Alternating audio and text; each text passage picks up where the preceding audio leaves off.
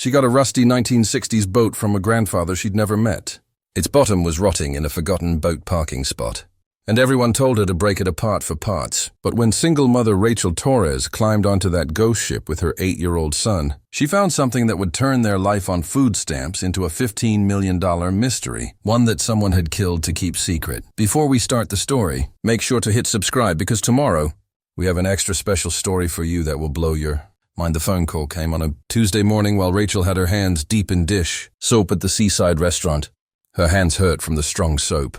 Her back hurt from working 2 shifts, and her mind was figuring out if she had enough money for gas to make it through the week. When her boss said there was a lawyer on the phone, her first thought was getting kicked out of her apartment. Her second thought was losing her son. Both made her stomach feel sick, Miss Rachel Torres. The voice was sharp, businesslike, nothing like the bill collectors she'd learned to avoid.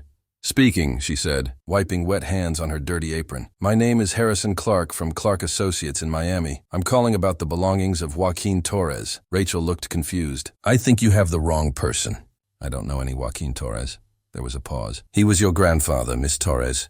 Your father's father." The words hit her like ice water. Her father had died when she was 3, leaving behind nothing but an old photograph and her mother's angry stories. She'd never heard anyone mention a grandfather, alive or dead. "I'm sorry, but there must be some mistake." "There's no mistake. Mr. Torres died last month. He left very clear instructions about his belongings. Specifically, a boat parked at Pelican Bay Marina in the Keys. It's yours now." Rachel's hand squeezed the phone tight. A boat? She could barely afford her rusty Honda Civic, and now she owned a boat. "I don't understand. Why would he leave me anything?" "We never even met." The lawyer's voice got a little softer. "I don't know his personal reasons, Miss Torres. But the boat is yours, along with anything on board. I'll email the papers. The parking fees are paid until the end of the month." After he hung up, Rachel stood frozen in the restaurant's kitchen, soap bubbles dripping from her arms. Her son Miguel needed new school shoes. The refrigerator was making that dying sound again. Rent was due in 5 days. And now she owned a boat she'd never seen from a grandfather she'd never known. That weekend, she put Miguel in the Civic and drove 3 hours south to Pelican Bay Marina. The place was like a graveyard for forgotten dreams. Old wooden walkways stretching into dirty water. Boats in different stages of falling apart floating in their parking spots. A few shiny boats stood out like diamonds in dirt, but most looked like they'd been left behind by owners who'd run out of money or hope. Or both. "Is that ours, Mom?" Miguel pressed his face against the window, pointing at a sleek speedboat. "I don't think so, baby." They found the harbor master's office, a sun-faded shack that smelled like cigarettes and sadness. The man behind the desk looked up from a horse racing paper, his wrinkled face making a frown. "Help you?" Rachel showed him the papers. "I'm looking for parking spot 47. The boat belonged to Joaquin Torres." His face changed right away, something flashing across his features. "Surprise, maybe worry. You're his granddaughter?" "I guess so." He looked at her for a long moment, then grabbed a key from a board. "Follow me." They walked past $1-million boats and rust buckets, past old men fixing nets and young men washing decks. The farther they went, the worse things looked. Finally, at the very end of the last dock, he stopped. "There she is." The Esperanza. Rachel's heart sank. The boat might have been beautiful once. She could see hints of pretty lines under the rust and dirt, but many years of no care had turned it into a floating wreck. Green slime streaked the white bottom. The wooden deck was bent and breaking. Windows were cracked or completely missing. "Mom, it's scary," Miguel whispered, holding her hand tighter. The harbor master cleared his throat. "Your grandfather, he was different." Kept to himself mostly. "Lived on the boat the last few years. Police found him in his bed, peaceful like. Natural causes. He lived on this?" Rachel couldn't hide how upset she was. "Don't judge it too badly. These old Bermuda clippers, they were built strong. Good structure underneath all that mess. Your grandfather, he knew boats, just didn't care much about how they looked. He gave her the key and started to leave, then stopped. Word of advice? Most people here, they'd tell you to take whatever money comes first. Scrap value maybe if you're lucky." But he looked around, lowered his voice. "Your grandfather turned down a lot of offers over the years. Big money too. Always said the Esperanza was worth more than they knew." "What do you mean?" But he was already walking away, leaving Rachel and Miguel alone with what they'd inherited. The wooden walkway onto the boat made scary sounds under their weight. Rachel went first, testing each step, her hand tight on the rusty rail. The deck felt soft in places, and she steered Miguel around the worst spots. "Can we go home?" he asked in a tiny voice. "Just a quick look, baby. We need to see what we're dealing with." The main cabin door was stuck shut. Rachel had to push it hard with her shoulder to open it. wincing at the loud screech of the rusty hinges. The smell hit them first. Mold, salt, and something else. Not rot exactly, more like old paper and metal.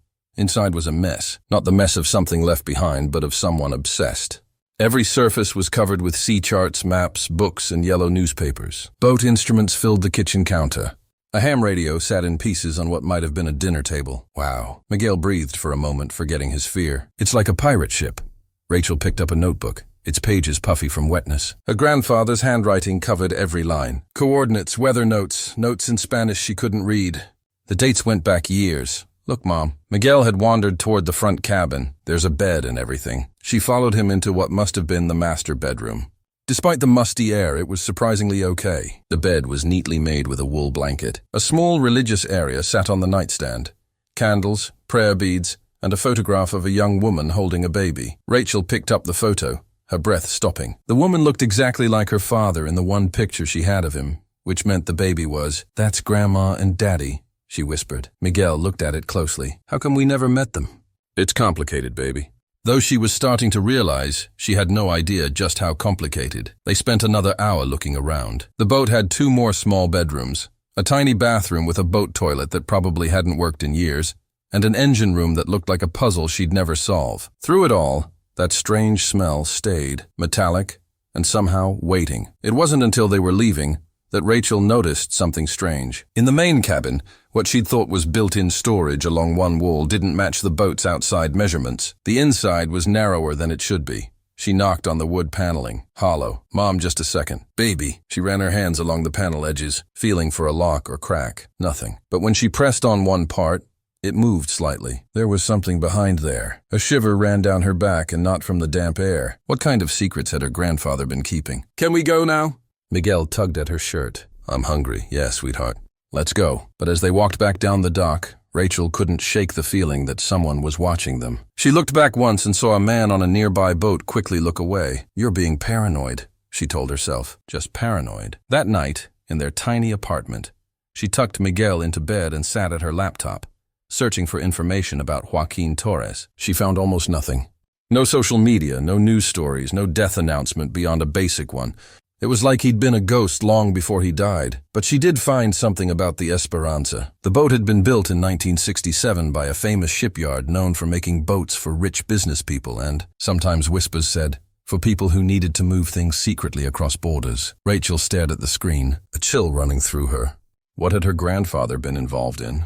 And why had he left it all to her? The next morning brought a knock at her door. Rachel opened it to find a man in an expensive suit. His smile too white, too eager. "Miss Torres, my name is David Chen. I represent a client who's very interested in buying your boat. How did you know? Word travels fast in boat circles." His smile never changed. "My client is ready to offer you $50,000 cash today." Rachel's mouth went dry. $50,000 would change everything. New shoes for Miguel, caught up rent. Maybe even a savings account. That's generous.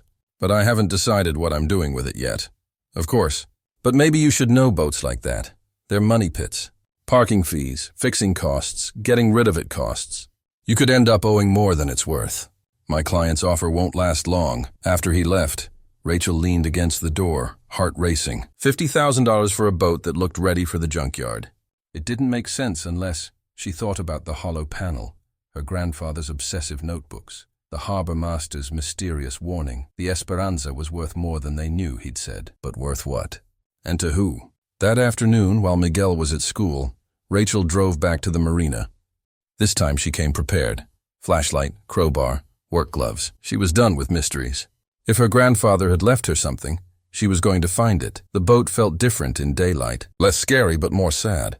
She could see its old beauty in the nice sweep of the bottom, the quality metal parts under the rust. Someone had loved this boat once. She went straight to the fake panel in the main cabin. With the crowbar, she carefully pried at the edges until she found where it had been sealed with boat cork. The seal was old, but done by a professional. This wasn't some amateur hiding spot. The panel finally came off with a crack. Behind it was a narrow space running the length of the cabin, and packed inside, wrapped in old plastic and canvas, were rectangle-shaped packages. Rachel pulled one out with shaking hands. It was heavy, about the size of a hardcover book. She unwrapped the plastic carefully, showing another layer of oilcloth. Inside that was a metal case, and inside the case, She sat down hard on the moldy cushions, staring at what she held. Gold bars. Not the fake stuff you saw in movies, but real gold bars. Each one stamped with numbers and what looked like a government seal. The writing was in Spanish. There had to be dozens of packages in the hidden space. What happens next will show why someone killed to keep this secret, why her grandfather lived like a poor person while sitting on a fortune, and how a single mother's desperate choice would change not just her life, but expose a secret plot that went back many years. If you're enjoying the story, please like, share, and subscribe for more. With shaking hands, Rachel pulled out package after package. The hidden space ran nearly the full length of the cabin, and every inch was packed with the carefully wrapped bars. She stopped counting at 30. Her mind couldn't handle the weight of what she was seeing.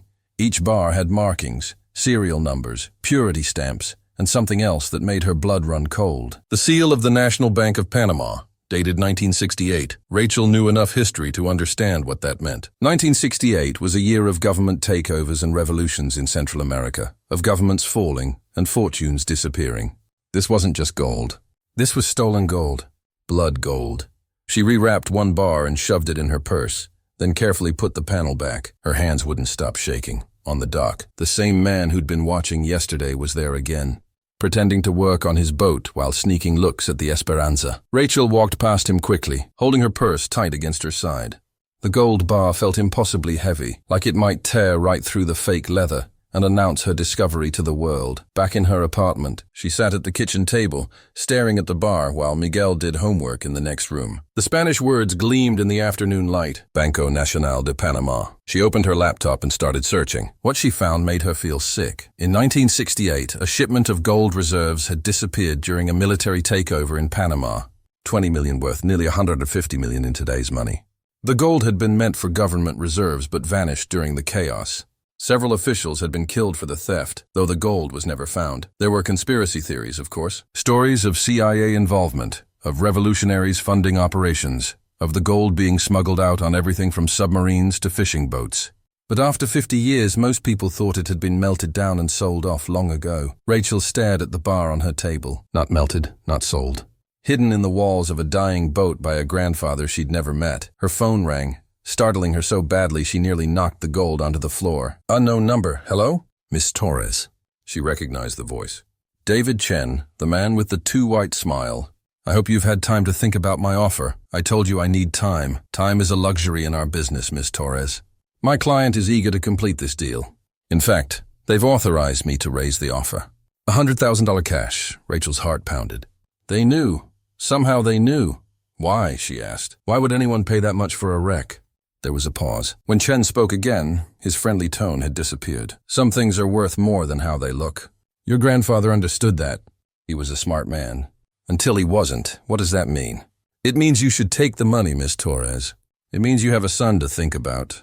It means some inheritances come with debts that can't be paid in cash. The line went dead. Rachel stared at the phone, then at Miguel, bent over his math homework, pencil scratching across paper. Her sweet boy who needed so much that she couldn't give him, who deserved better than food stamps and secondhand, store clothes, and a mother who cried in the shower where he couldn't see.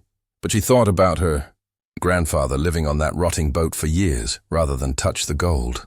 Turning down offer after offer, guarding his secret even as his body failed. Why? That night, after Miguel was asleep, she did something she hadn't done in years. She called her mother in Phoenix. Rachel, her mother's voice was sharp with surprise. They hadn't talked since a fight 2 Christmases ago. What's wrong? Is Miguel okay? He's fine, Mom. I need to ask you about my father's family. Silence. Then, why are you asking about them now? His father died. Left me something. Mom, did you know I had a grandfather? Her mother's laugh was bitter. Joaquin Torres. Yeah, I knew him. Your father loved him. Right up until the old man disappeared when you were a baby. Disappeared? Took off in that boat of his. Said he had to protect his family. Whatever that meant. Left your father and me with nothing while he sailed away playing pirate. Your father never forgave him, but why? Old history, Rachel.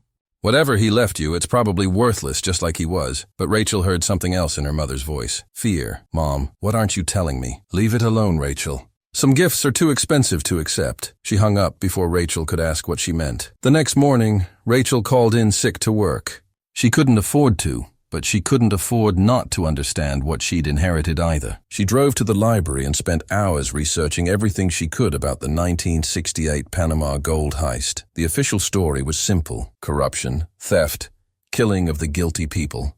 Case closed.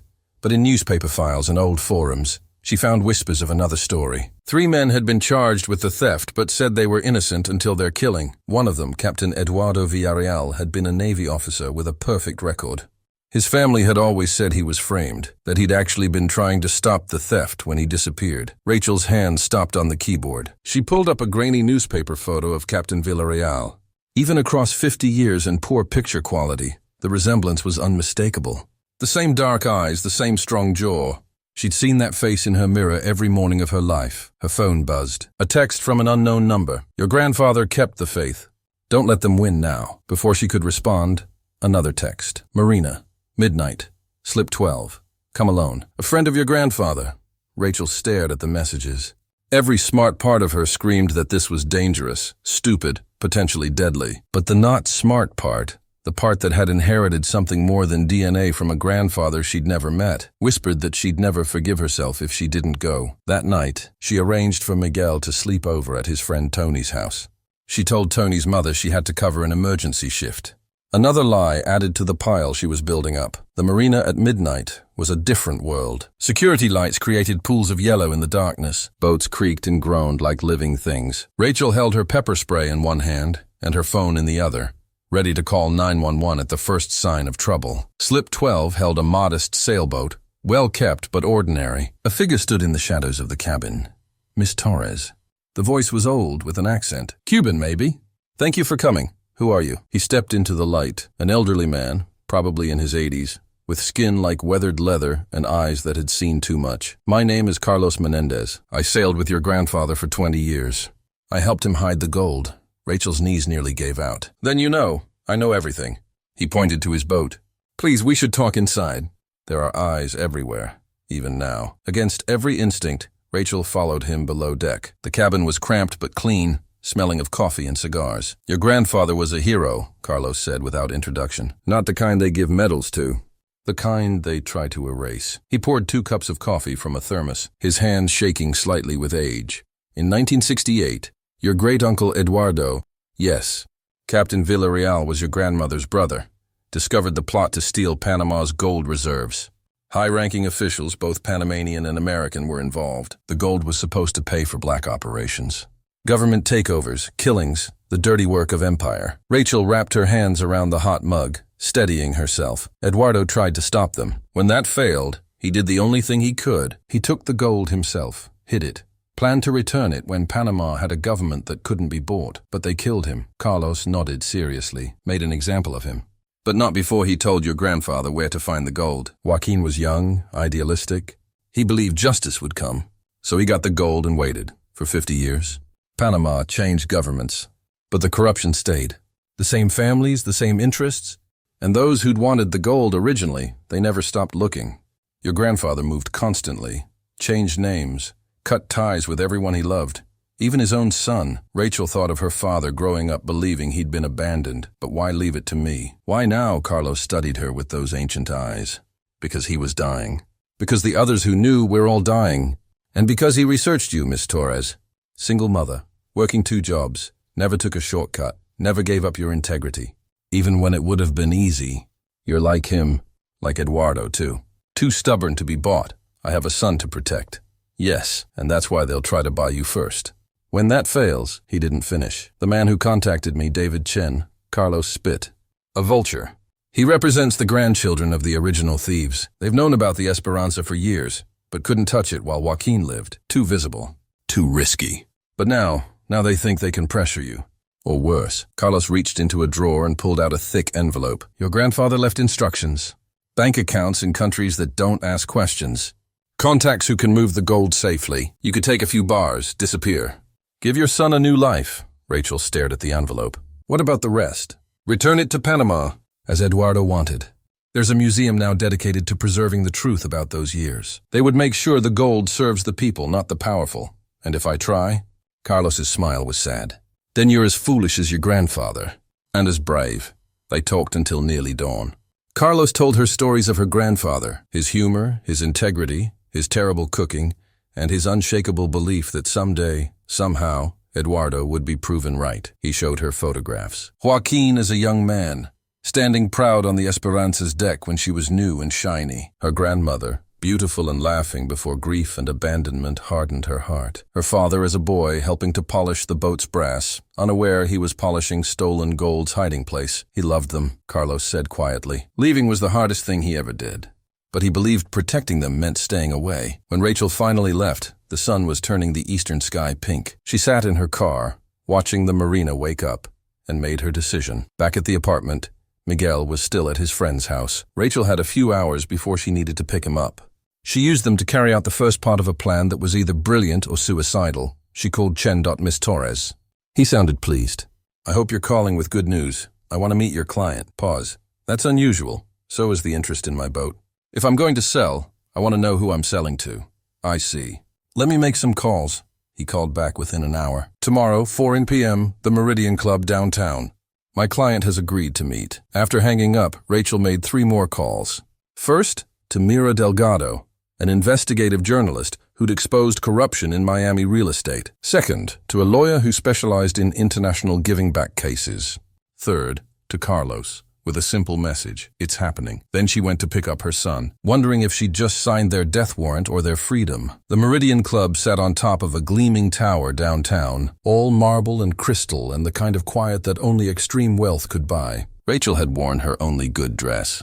Black, simple, bought for a court appearance years ago. She felt like a sparrow among peacocks. Chen met her at the private elevator. His smile was tighter today, professional rather than predatory. My client values privacy, he said as they rode up. This meeting is a professional courtesy. Don't mistake it for weakness. The elevator opened into a space that screamed money. Floor-to-ceiling windows showed Biscayne Bay. The furniture probably cost more than Rachel would make in a lifetime. 3 people waited in the sitting area. An older woman, perfectly preserved in the way only money could manage. A middle-aged man with cold eyes and perfectly groomed hands.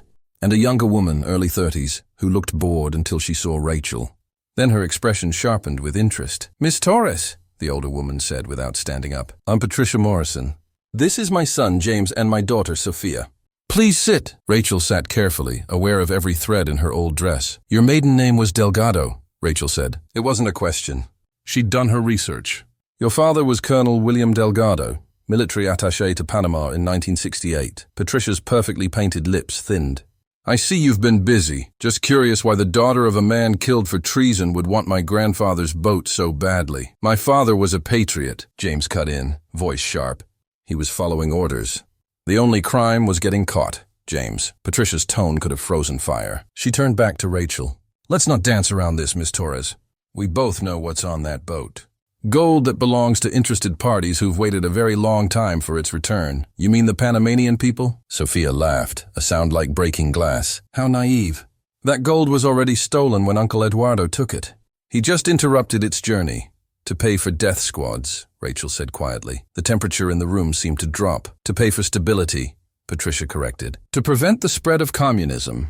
To protect American interests.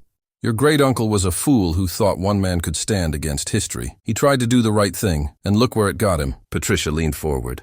Miss Torres, I'm going to be honest. That gold is cursed.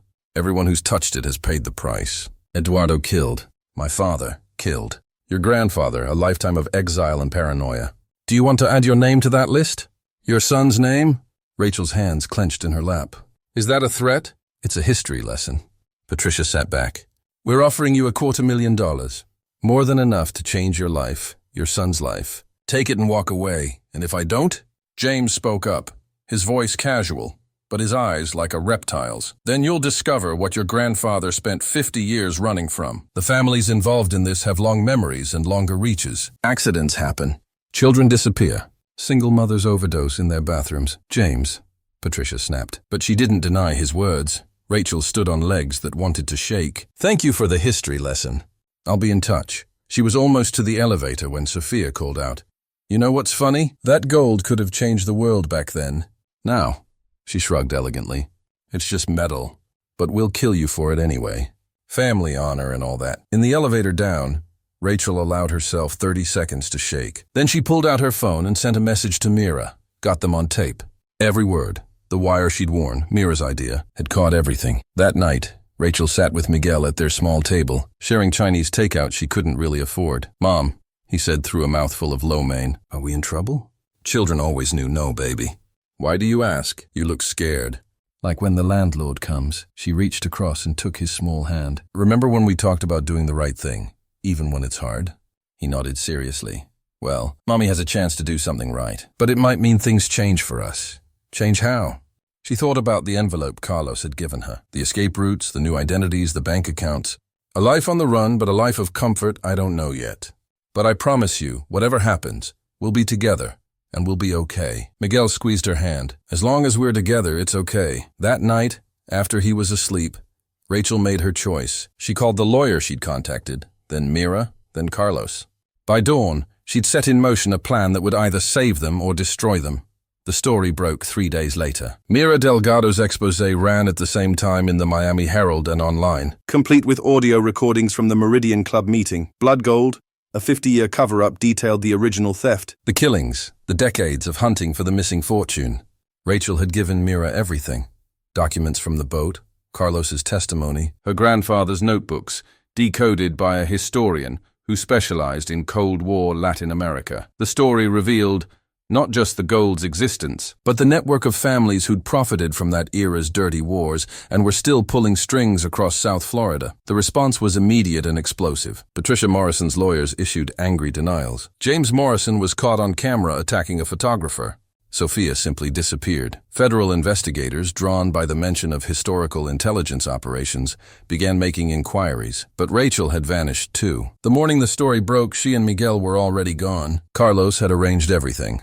A friend with a boat, a route through the Bahamas, eventually to Costa Rica, where other exile families had found refuge. But she hadn't run to hide. She'd run to complete her grandfather's mission. The gold moved in stages, a few bars at a time, sold carefully through contacts Carlos trusted. The money went directly to the Panamanian Museum of National Memory, with strict instructions that it fund education programs about the 1968 coup and its victims. Rachel kept nothing for herself except one bar, which she had melted down and recast into a plaque that read, "Captain Eduardo Villarreal, Patriot and Protector." Your truth is finally told. It took a year.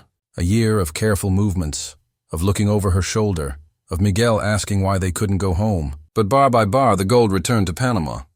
Not to the government. Governments change too easily. But to the people, through museums, schools, and scholarship funds for the descendants of those killed in the coup. The Morrisons and their allies searched frantically. They sued the newspaper, threatened witnesses, hired investigators. But Rachel had learned from her grandfather. She moved like smoke, never staying anywhere long enough to be caught. Then one day, the calls stopped. The threats ended. Patricia Morrison had a stroke and left public life. James was charged on unrelated corruption charges.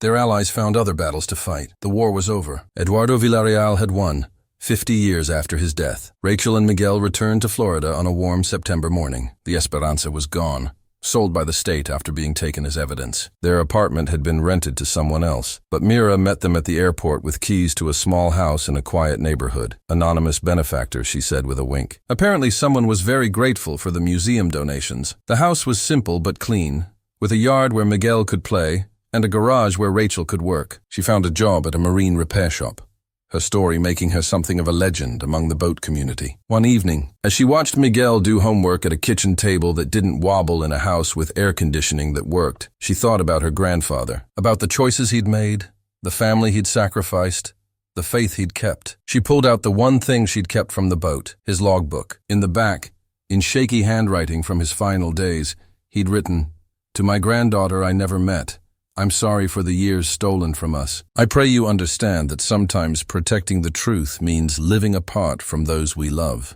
The gold was never mine, just as it was never theirs. It belongs to the ghosts, Eduardo and all the others who died for refusing to bow to power. See it home for me. Let their children know their fathers were heroes, not thieves. "And know that I loved you all, even from far away." Rachel closed the book, tears streaming down her face. Outside, Miguel played soccer with neighborhood kids, his laughter bright as a coin.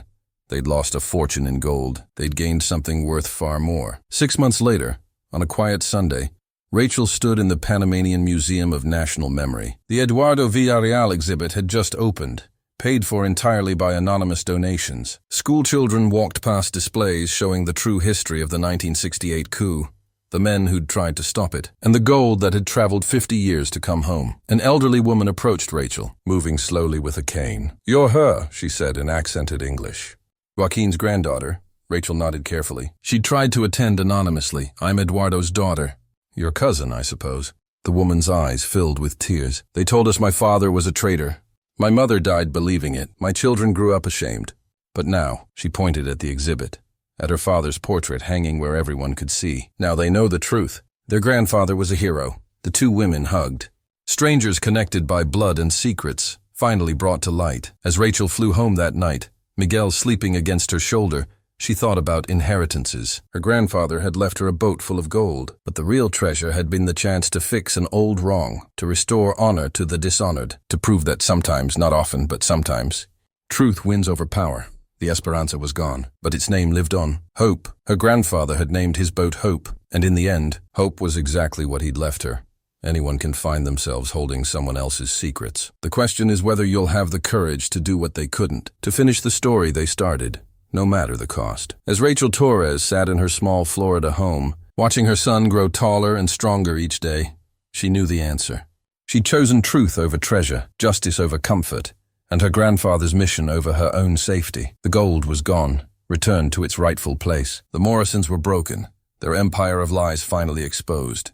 And somewhere in Panama, children learned their real history, because one woman refused to let the powerful bury the truth any longer. Some inheritances come with strings attached, some come with chains, but the rarest ones come with wings, the chance to lift others up, to fix old wrongs, to turn blood gold into something pure. Rachel Torres had inherited more than a rusty boat. She'd inherited a legacy of courage, and she'd passed it on, bar by bar, truth by truth, until the ghosts could finally rest.